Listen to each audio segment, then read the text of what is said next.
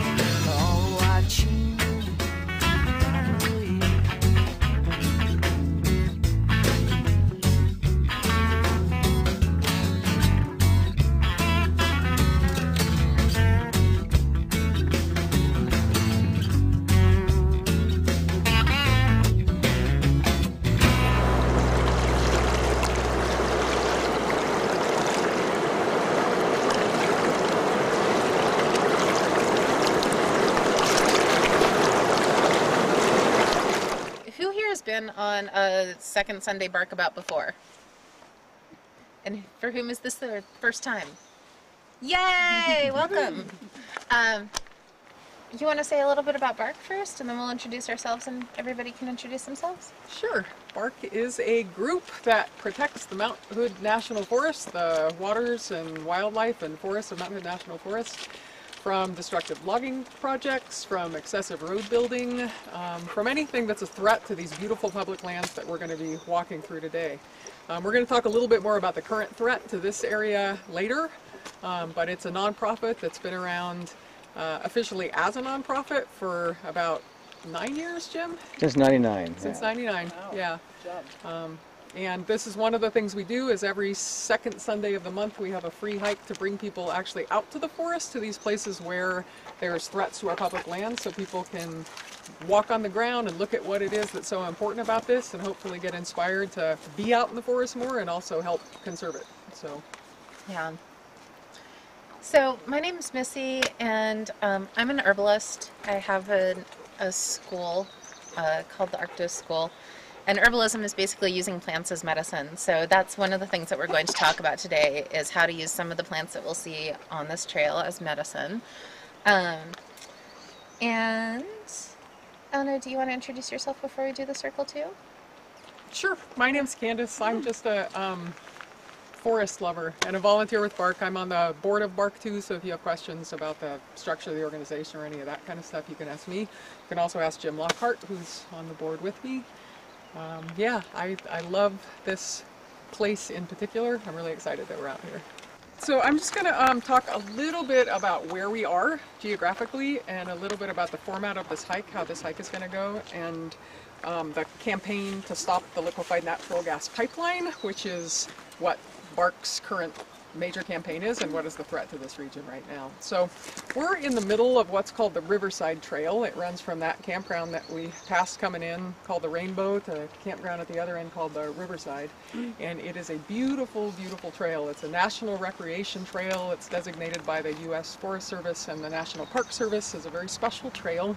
Missy's and my favorite trails here in the Clackamas district of the Mountain Hood National Forest. This hike is going to be a little bit different than a standard bark hike in that there's not a current Forest Service logging proposal to this area. We're going to be on a trail the whole time, and it is, yeah, we're not going to be off trail. We're going to mostly just be talking about all the cool stuff that's in the forest as opposed to all the horrible things we're scared of. But there is a very serious threat to this area right now, to this trail that we're going to be walking on, and in fact, the 40 linear miles of the Mountain Hood National Forest. Does everybody know what I'm talking about? Does anybody know what I'm talking about? Somebody? What is it?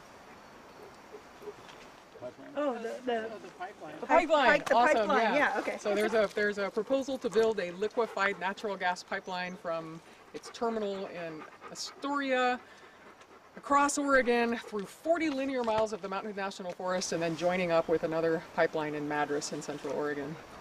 And Dan here is the expert on this campaign, and he is going to talk a whole lot more about this in detail when we get to the spot where the pipeline is supposed to cross the Clackamas River. But for now, just keep in mind as we're walking through this that this is a clear cut that has a proposed width of 120 feet for 40 linear miles through this forest. It's going to cross at least 15 named rivers and streams and countless other unnamed waterways through this forest. It's going to cut through old growth, including some stands of old growth that bark has fought very hard to protect over the last few years and has actually won big victories to stop the logging of. This pipeline proposes to cut those down. It's, you know, possibly going to annihilate some, you know, large areas of the amazing stuff we're going to look at. So while we're looking at all of the beautiful things, keep in mind that there's a threat to this too. And Dan's going to talk a lot more about that when we get down to the river. As we said, we're going to stay on trail the whole time, so it's not, you know, some big safety threats of like, oh my God, there's going to be sinkholes somewhere or something.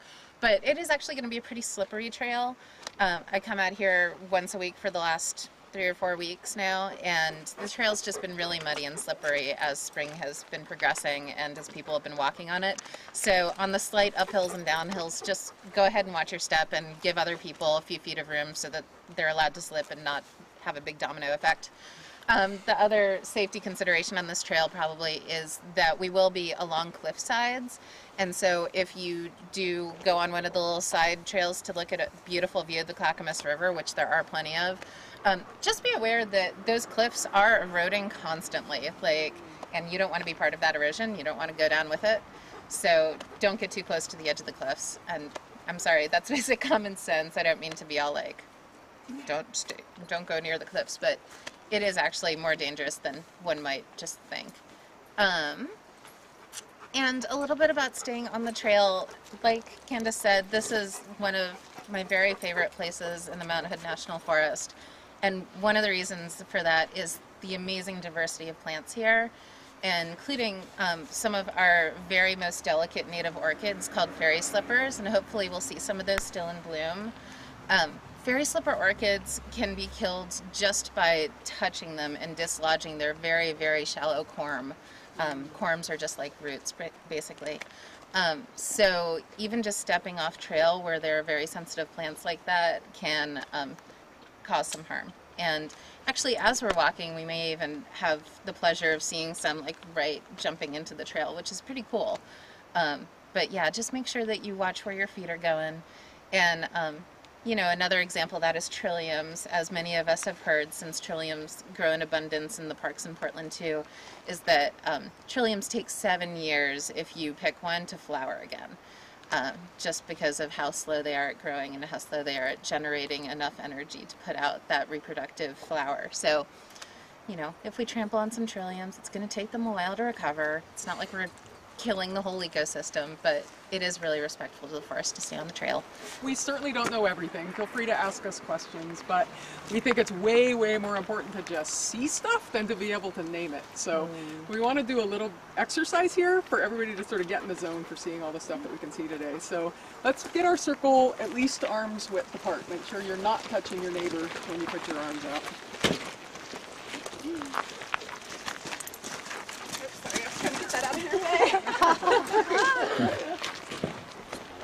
Okay, cool. All right, so this is called putting on our wide-angle vision. So Get your arms out in front of your eyes. Wiggle your fingers a little bit, but focus on a spot past your fingers, just out in the distance, past your fingers. And keep your focus there the whole time. Slowly move your hands apart. You're still wiggling your fingers, and in your peripheral vision, you can still see them. You're moving them out, wiggle them. Move them just past the point where you can't see them anymore. And bring them in a little so you can just barely see that wiggling in your peripheral vision. Move your arms up and down a little bit. Just barely see that wiggly. Right, the other way. Okay, so we've opened up our vision.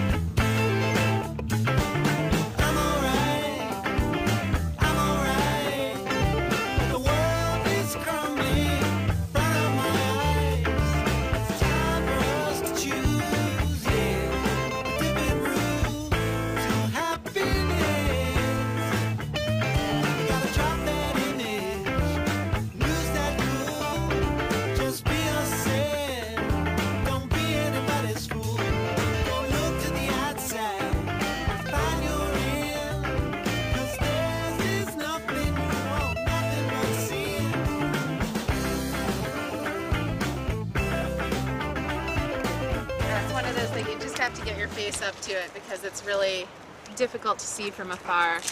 But We didn't hear what. comes down.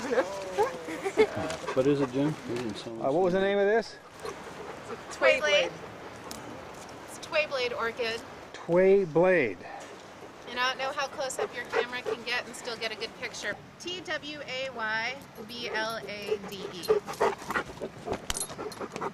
And it's one of those that's a beautiful, beautiful, not very common wildflower in our area. You can find it in very small patches once in a while on trails like this in beautiful old growth forest and in healthy ecosystems.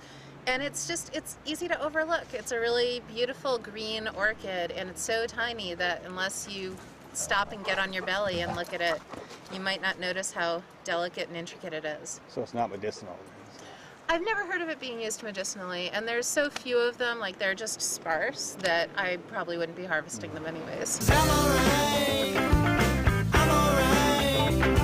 The world is crumbling in front of my eyes. Children are hurting, the rivers run brown, and the men in power try to calm us down. We gotta rise up and resist it. We gotta use our souls to change the world to one that's not borrowed or sold. And I don't care what they say.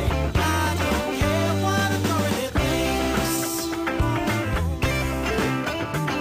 'Cause I know right from Everything we're standing in is going to be cleared if Palomar Pipeline is built and approved, which of course it won't be, thanks to the help of BARC and everyone else is getting involved. My name is Dan Sears. I work with Columbia Riverkeeper and a coalition of groups who are fighting LNG. Just to kind of give you the lay of what's proposed, Palomar Pipeline would go all the way from the Columbia River at a liquefied natural gas terminal all the way up and over the mountains through these trees to Maupin, near where it would cross the Deschutes River. Here they're planning to we'll talk about this maybe down at the river, but they're planning to literally just run equipment through the river to lay the pipe through. On the Deschutes, they're planning to build a new bridge over the Deschutes River. And Fish Creek, I think, is also just an open, what they call an open wet crossing, which means they just take their tractors and run them through. So imagining how you get equipment into this type of an area is one thing to try to keep in mind. So 120 feet, looking in either direction, it's a pretty good chunk. Another thing to keep in mind about a pipeline right-of-way like this is that it's going to be very likely larger than that. And the more rugged it gets, the wider the right-of-way becomes in many places, because you need places for equipment to tack getting up steep slopes and kind of move back and forth. So it could actually look a lot worse through the more rugged areas than elsewhere. On the Columbia River, they're proposing to import basically about twice as much gas as we use in the whole state in 2 different terminals. So each terminal would have the capacity to import about twice what we use on an average day in the entire state of Oregon. They take this liquid form that they import from someplace overseas. Big producers are the Middle East, Russia, a couple places in South America, Australia. So a lot of various places where they're going to have pipelines that bring the gas to an LNG export facility. So places like this in eastern Russia are getting exactly the same treatment we're seeing here. They're clearing forests just like this. They're a little bit different than this, but similar in the northwest, to the northwest in a lot of ways.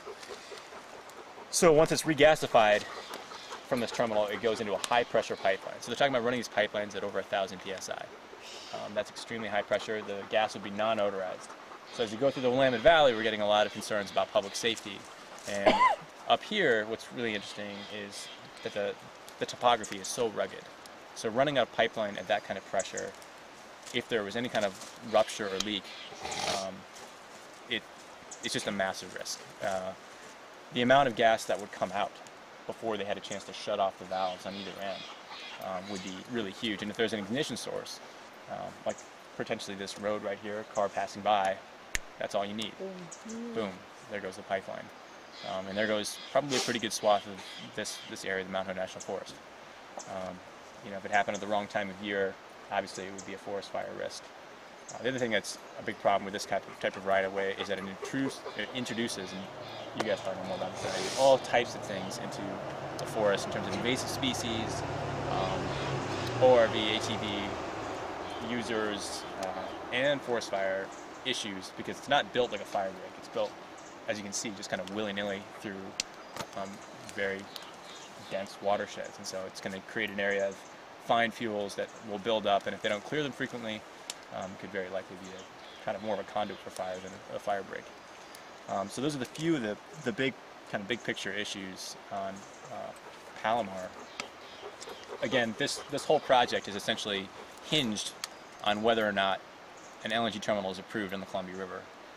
The one it's most closely linked to is Bradwood. Bradwood just got a recommendation from FERC essentially that they be approved, which doesn't really mean anything. It means something, but we expected that all along. The federal government is allowing basically any company who wants to build a piece of natural gas infrastructure to come and kind of propose whatever they want wherever they want, and that's been the modus operandi for the last 5 years at least. That's why we're seeing so many different gas projects in Oregon now.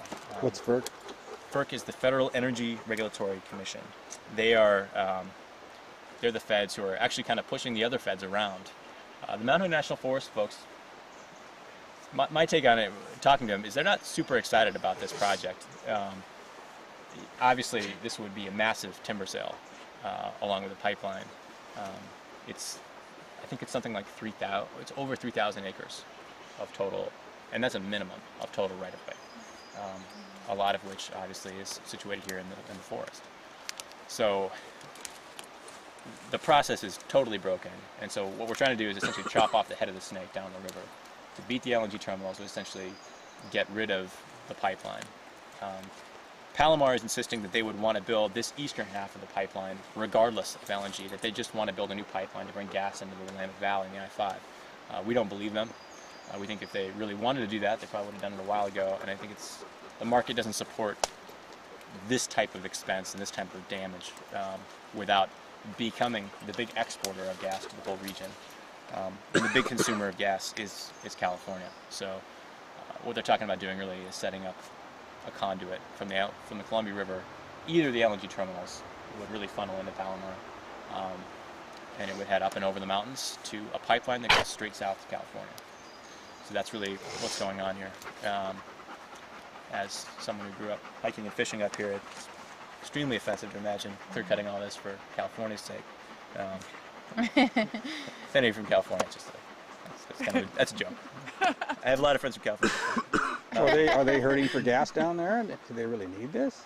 No, they don't need it. And there's a lot of people working with us in California who want to see these projects stopped. Obviously, what these projects are, it's a huge money maker for the gas industry. It's a huge money maker for anyone who gets a project like this built. it's a big moneymaker for construction trade people. And so those are the big interest groups that are pushing it ahead. And the interest groups that are fighting it are as diverse as the state of Oregon. People out here, people who are concerned with public land forest issues, people who are concerned with private land forest issues, who have forests like these that they manage. Well, some of them look like this, some of them don't look quite this good. And they're very opposed to it. Is that because of the eminent domain? It's because of the 120-foot wide eminent domain swath. So yeah, that's the other big piece of this is if you're not on public land, all the private land stuff can be taken, just seized through eminent domain. So that's why it's sort of bringing together very unusual groups of people who don't normally even like to talk to each other or get along. Farmers, fishermen, tribes, loggers, tree huggers. We want to get a T-shirt that says "Loggers and Huggers." Against LNG. We finally agree on something. So yeah, it's great to have so many people here getting informed about this and spread the word that this is a terrible idea. It's Northwest Natural Gas, who's one of the people backing, or one of the groups backing this. They want to run a big PR campaign. They have been running a big PR campaign about how clean and green natural gas is. One big piece of that is obviously this is awfully green, just the way it is. The other big piece of that is, all of the stuff like this that's happening in places we can't see, that we can't go hiking. Places like Sakhalin Island, Russia. It's a big export facility that was built. That's going to do a huge amount of damage there. So this is kind of a microcosm of the whole. Why are they coming to Oregon, not California, since they need it? California ran it out. California ran out multiple LNG terminals in Northern California, and there are no proposals for LNG terminals in Northern California currently. All of them, California is very effectively pushing these proposals either north or south. So the only terminal on the west coast being built right now is in Baja, and that's coming online right now, Baja, Mexico, which is a pretty good example of environmental racism. The gas goes north, the pollution and the dangerous terminal and the pipeline stay in Mexico. And the power plants will likely be built right on the border that generate that electricity, and they're already there.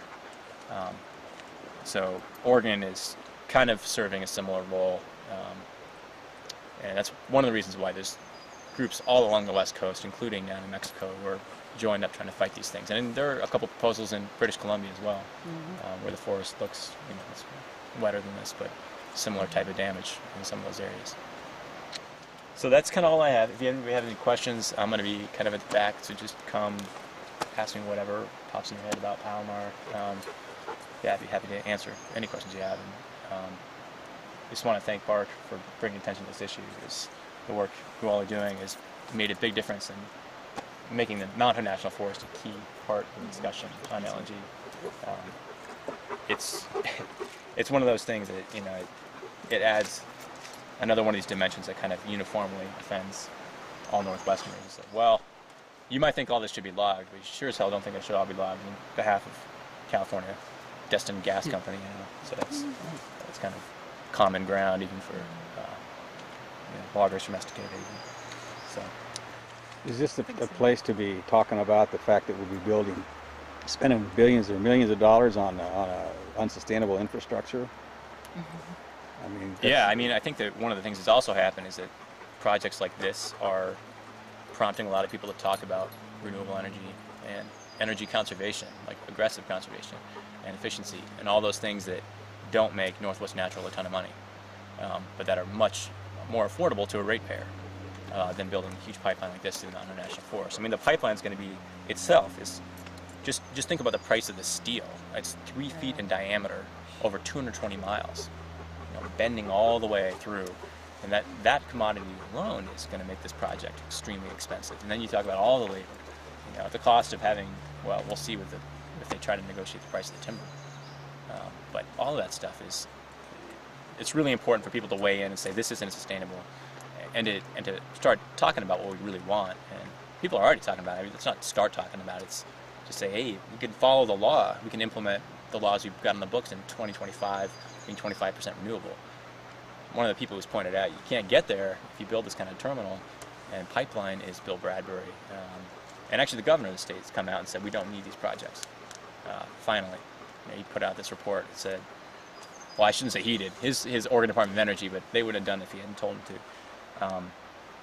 And he actually was quoted in the paper yesterday saying the likely approval of Bradwood is something that the state might end up challenging at the federal level. So that's the other big target. It's another one of these places where the state of Oregon has got a big hook to put an end to a bad public lands project in Palomar. So that's another place. And Clackamas County needs to hear more and more about that because they also have a lot to say about this. And they don't have permitting authority. They can't say no, but they're a political body that if they came up and said, no, we all think this is the worst thing we've ever seen, that would make a big difference. What, the Clackamas County Commissioners? Yeah, Clackamas County Commissioners. And so over lunch, we will be writing postcards to the governor, urging him to go ahead and put a stop to the pipeline and letting him know that he has our support as the public, that that's what we want to. So we'll have that opportunity over lunch, and we'll definitely keep on talking more about the pipeline as we keep walking and stuff. Right now, since we're right here, I just also want to bring it back to the beauty of this place. Like, look how big some of these Doug firs are, and the hemlocks around us. Like, look how gorgeous this place is. And then remember kind of how the parking lot was, like how hot that was, what a big temperature difference this is. Like, that would be bringing that heat, the glaring sun, all of that, just down to this particular special place, and 40 miles of very different special places throughout the forest too. And since we're right here, I want to point out a really cute and very overlooked beautiful wildflower in our area that is supported by such a healthy overstory and a lot of shade, and that's wild ginger. And there might be some near each of us, there might not. There was a little, could you please move? Could you please move? Please. There was one here. So those are the leaves there for the wild ginger? Yes, these heart-shaped leaves that are just a little bit fuzzy are the leaves of wild ginger. And then there was one here just a minute ago, but it might have been stepped on. They have these really beautiful dark brown flowers. Here's one that at least the camera can see. Barely. They have gorgeous dark brown flowers that lay way close to the ground. And I forget whether they're pollinated by ants, but their seeds are carried by ants. They have some very tasty substances on the seeds that are transported by ants, and that's how they get sown in different places in the forest. So if you have, over there you may very well have some cute heart-shaped leaves, and there's two that come off from one spot in the ground, so the leaves are usually in pairs. And yeah, sometimes if you just lift up those leaves, you can look and there's some dark brown flowers underneath. They're really special. They have 3 curling back petals. And we'll get an opportunity to investigate some more wild ginger flowers too, but I thought this was a good place to look at the ground beneath us and see if they're around.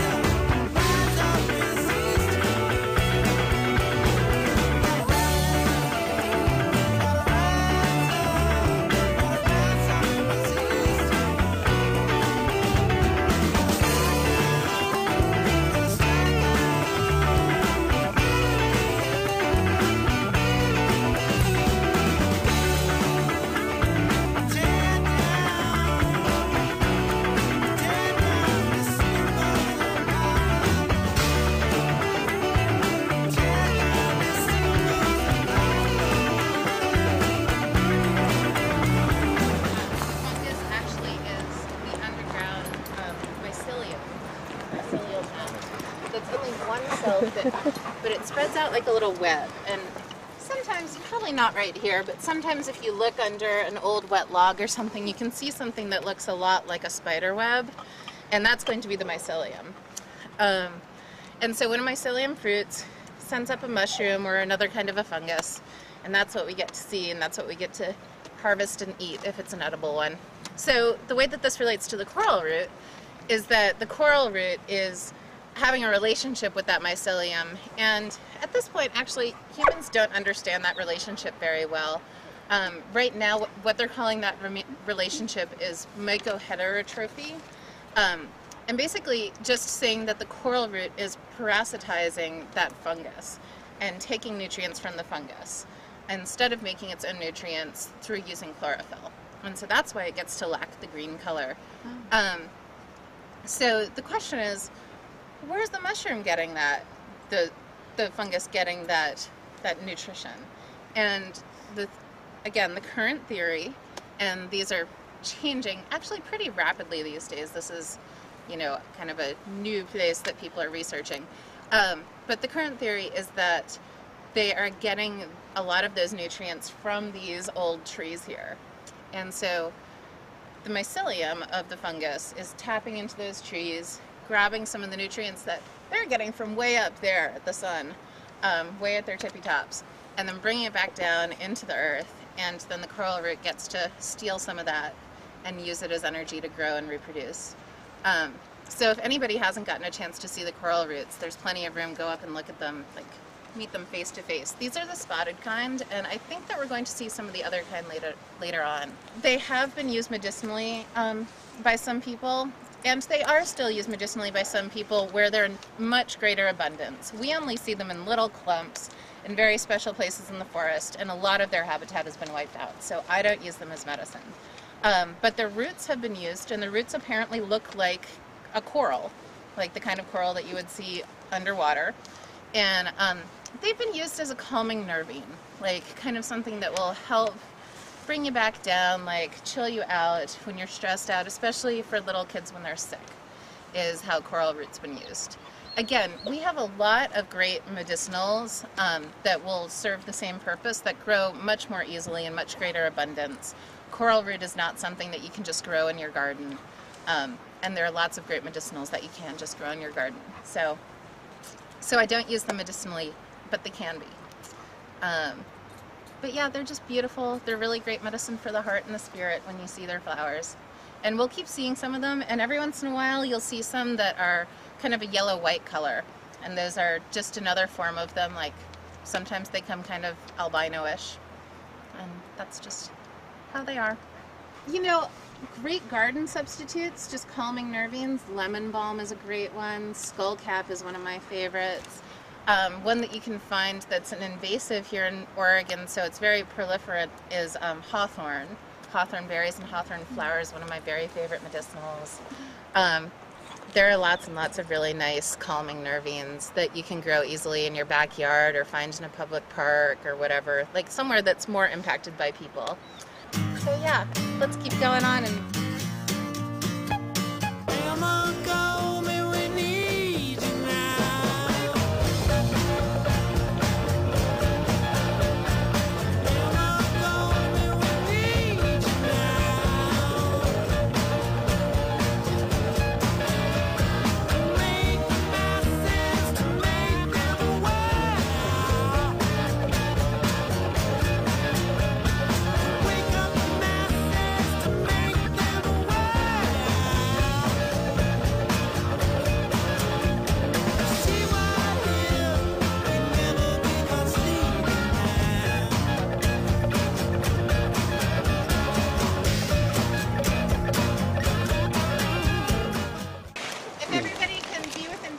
distance of one of those trees with the little short needles.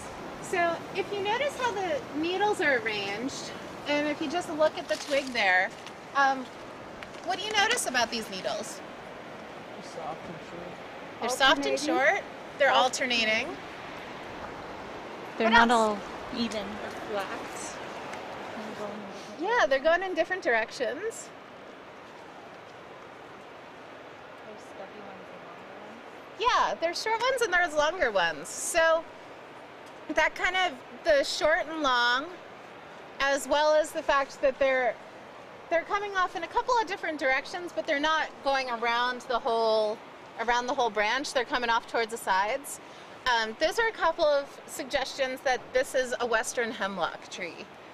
And western hemlocks are mostly just great to know because they're one of our wonderful shade-loving conifers in the region.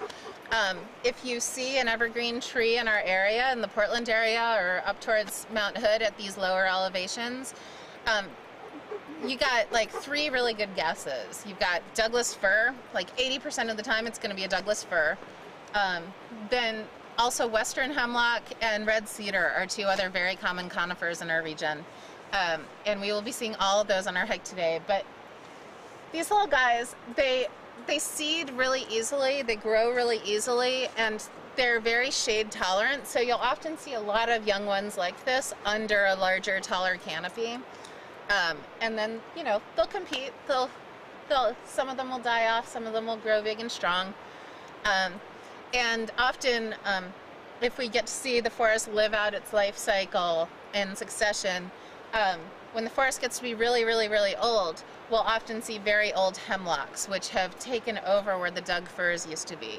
Because the Doug firs will also seed very easily, but they're very sun tolerant. They need sun to grow when they're young. So they'll come back after forest fires. They'll take over like oak scrublands or grasslands and kind of encroach in sunny areas. And then the hemlocks will be coming up underneath afterwards and kind of take over. And hemlocks don't have a big medicinal use, but these brand new little light green leaves here, they're really high in vitamin C and really great for a vitamin C tea or just a little tart trail snack.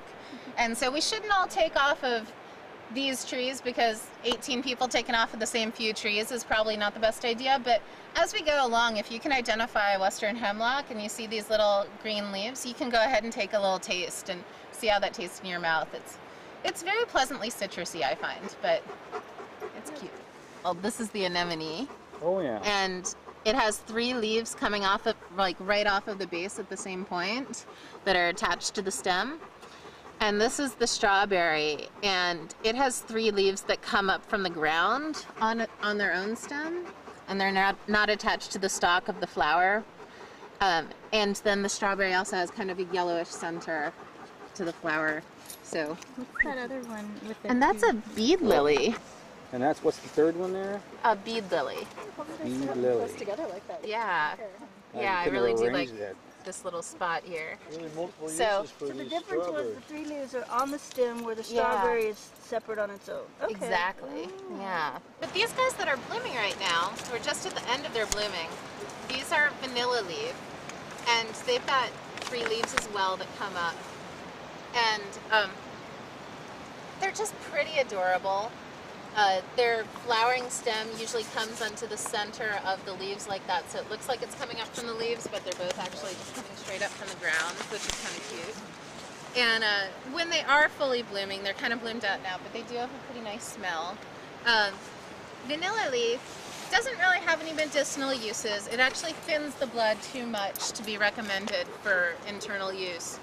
But it's been historically used dried and hung as an insect repellent. It does have a slight vanilla scent as it's dried. It doesn't have a vanilla scent when it's fresh, but there are mixed reports of that vanilla scent. I've actually never gotten it to happen, but there are definitely some people who are like, wow, it really smells like vanilla once you dry it. So it has been hung around the home for, or the tent for that matter, as a bug repellent. And it's just really fun. It's a really great ground cover in a lot of these forests. And it's always really cheery to see it blooming. And it's always very profuse.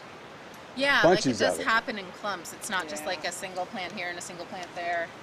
Oh, and turning around behind us, we have a special treat.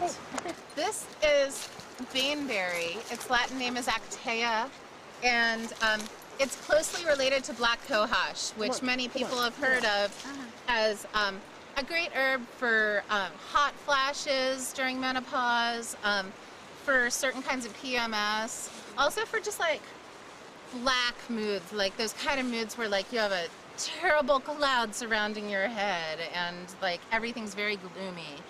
And has been used by some folks with great success for rheumatic pain and for muscle aches.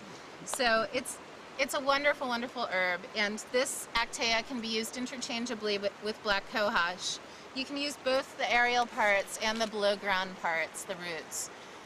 There's two cautions with it. One is that the berries are poisonous, so you don't eat the berries. And the other is that it's just a very low dose medicine, so it's not something where you just go out into the forest, you're like, oh, I'll try that, I'll just rip off some of the leaves. It's something that you would want to have some experience making tinctures and to get to know the plant and to have some training or to read in books before you're just, you know, sampling it, playing around with it. It's a great plant to know, but it's something that you need to use some caution with. It's potent. Yeah, it's very potent. So it's a special treat because frankly I just don't see them very often. They're unlike the vanilla leaf. They don't usually grow in clumps. They grow singly here and there, and not all that often in our area.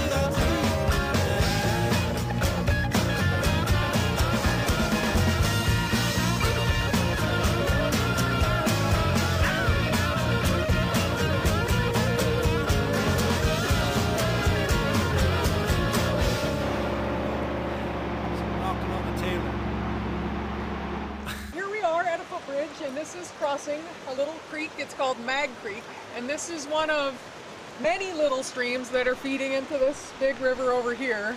And what this is doing is feeding rain and snow melt that's coming off of the landmass into this giant river called the Clackamas.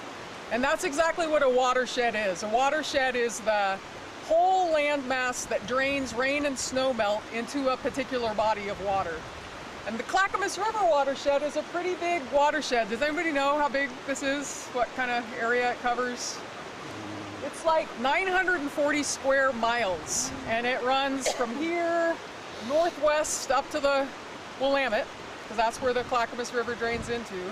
And the Clackamas River is providing drinking water for at least, I don't know how current this number is, but at least 175,000 people in Clackamas County and Estacada, in that part of the metro area. So it's a really important source of drinking water downstream. And what happens in a healthy watershed is these trees and the soil and all of these plants and these streams, when they're healthy and intact, they're filtering all of that rain and snow melt, and they're keeping it really clean and pristine and beautiful so that it goes into that river. And then a healthy river is going to convey that clean, healthy water downstream. And a lot of people, not to mention plants and animals and farms and the forest itself, are relying on these rivers being healthy. So watershed health is a really important thing that we talk about when we talk about why we're trying to protect the forest, why we're trying to stop destructive logging projects, why we're trying to stop excessive road building. Because those are the kinds of things that erode the soil and compact the soil and make it difficult for the soil to do that job of filtering the rain and snow melt and keeping these rivers healthy.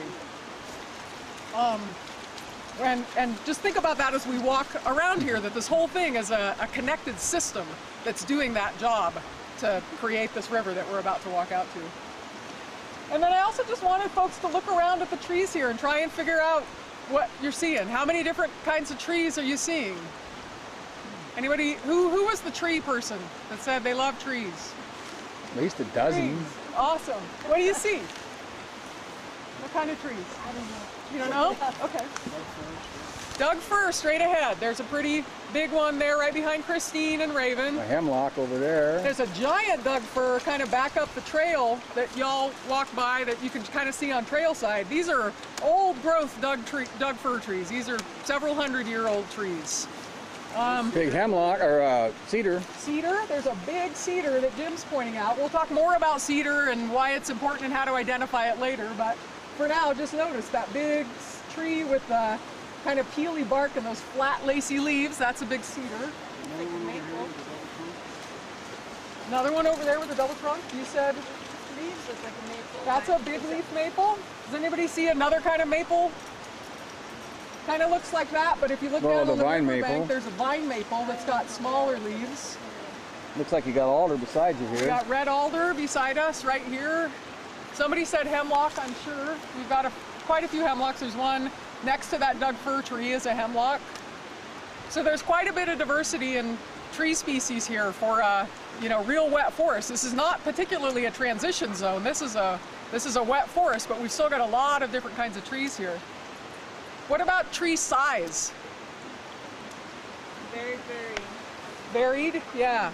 Some really big ones, right? And some ones that aren't so big. And Well, varied sizes is one of the component features of a old growth forest.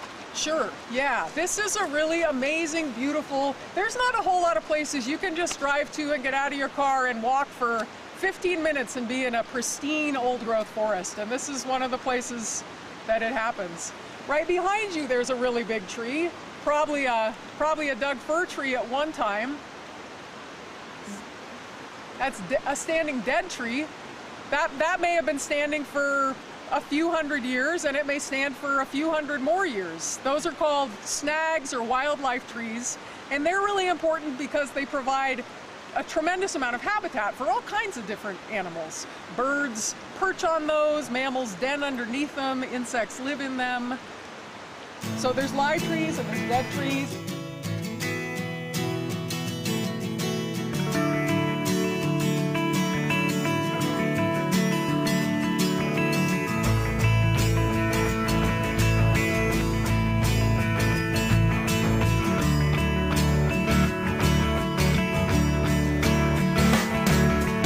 Flowers in the meadow I love, flowers in the meadow I love, flowers in the meadow I love you. I meet you in the morning there, we'll hold hands, we'll have no cares. Time will stop for us for just a while. Though I try, act so tough, beauty it's just enough to keep my soul from freezing, blowing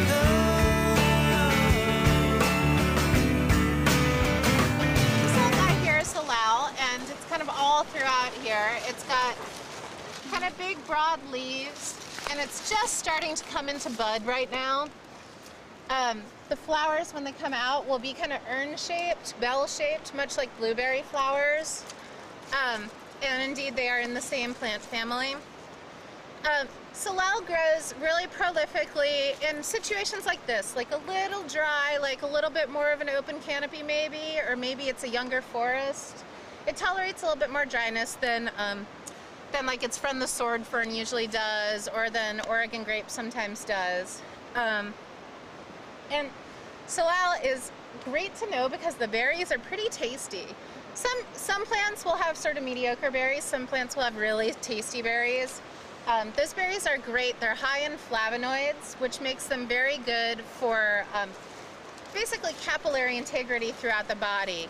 And your capillaries staying strong has implications for good circulation to your fingers and toes and throughout the body, strong lungs, good vision. So, like we've all heard probably, that blueberries are really good for your eyesight. That's because of the flavonoids in them. And same goes for the salal berries and also for the berries of Oregon grape. And we do see mixed in here some Oregon grape plants. And Oregon grape is this plant here that looks a lot like holly. And we'll see some bigger swaths of it later on. But just keep your eyes out for the Oregon grape. And it's done flowering now for the most part. It's starting to form berries. But yeah, we'll pause and talk about that later because it's definitely one of my favorite medicinals. So, Is there a commercial availability of the salal? you know, The actually, I haven't actually seen salal tea sold or anything. You can make a tea out of the leaves if you want, or the berries. It's not going to be big medicine. It's going to be a minor anti-inflammatory. So fine if you're using it as first aid because you came down with a cold while you're backpacking or you have a headache or something. Actually, salal, the stems of the leaves, and if you look at them closely, check it out. You can see how the stem kind of zigzags back and forth. It makes a very pretty arrangement there. And you can see how usually it has kind of a reddish stem and beautiful hardy green leaves. And those are treasured by the floral industry. And there are a lot of people who go out and just chop them down in the wild and use them for floral arrangements. Some of those are ethical wildcrafters, that is harvesting from the wild ethically. And some of those are actually opportunists that just chop down whatever they see that they can sell. But yeah, salal is very useful commercially for that purpose. Ethically meaning they get a permit. Ethically meaning that they're not harming the ecosystem as they harvest. But you do need to get permits to harvest. For commercial use, you would want to get a permit probably. Pardon my emotions, dear. It's the love I have to lose, I feel. All the places sacred and they lie. So when I see the skies are clear, my fortunes lie with the letters here. I never leave until the risk subsides. So this is rose, and it's just one of our wild, beautiful rose bushes, and clearly it's not in flower yet.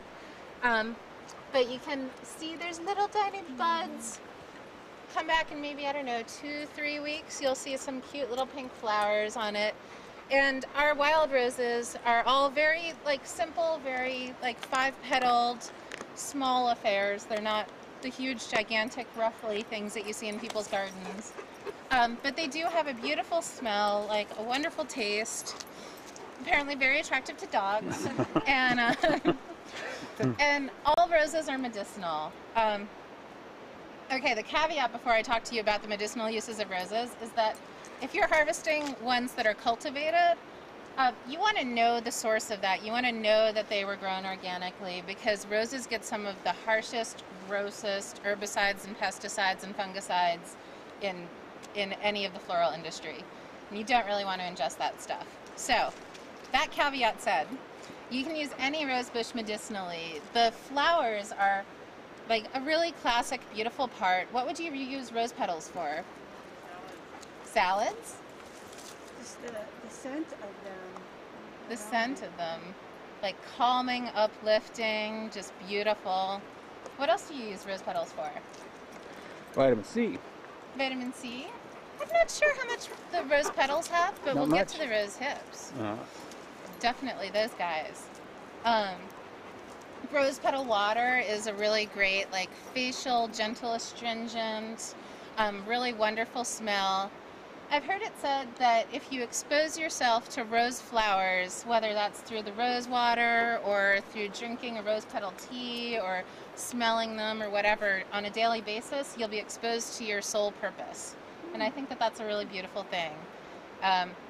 And it's just such a lovely medicine. I really like having the petals around to add to tea blends. They give a lovely taste, but they also just make the whole thing just so gorgeous and gentle and bring a nice touch to the medicine. The leaves and pretty much all of the plant can be used as an astringent. And astringent is a really just broad category of medicinal. And astringents are toning and just drying, they tighten the tissue that they come in contact with. So that's why you use an astringent on your face to tone and tighten the skin. And astringents medicinally can be used for a wide variety of complaints. They could be used for sore gums, they could be used for a sore throat, they could be used to relieve the symptoms of diarrhea. They're not addressing the cause of diarrhea, and I just want to put out there that like diarrhea does come for a reason, for a wide variety of reasons, but you do want to address the cause too. But you could also use them to help relieve hemorrhoids, to tighten up the skin, to tone it, just for all sorts of different things. So astringents are really great to know about, especially if you want to use them as like a wild, emergency medicine of any sort. If you're, again, like backpacking, camping, whatever, it's great to know that you could make a little tea out of rose leaves and use it as a wash for a burn, perhaps, or for a wound that you want to heal and tighten quickly. So everything I just said about that being an astringent also goes for strawberries. We saw just those couple of strawberry flowers on the trail, but there are a lot of places in Oregon where you can see a variety of different strawberry species, and all of those are edible. All of the strawberry berries are edible. And as long as you have a positive ID, you know that you've got a strawberry plant, you can use the leaves medicinally as an astringent too. So for all of the same uses that you could use the rose astringent for, you could use the strawberry too. So I really like to know those sort of more common plants that are found out in the wild that have a wide application. They're not big medicine. It's not like I go out and I'm like, oh my God, I have to get some rose plants for tincturing this year because otherwise my medicinary is going to be totally incomplete without it. But they're really useful. They can perform a wide variety of tasks. And then the rose hips are just drenched in vitamin C. I've heard it claimed that they have the highest concentration of vitamin C of any plant, although I've also heard that of hibiscus, so I'm not sure. Regardless, they have great vitamin C, and they're really great as a tea or even as food when you've got a cold, or especially like little kids have a cold, you want a boost of vitamin C. They're a great way to take your medicine. Now I try, accept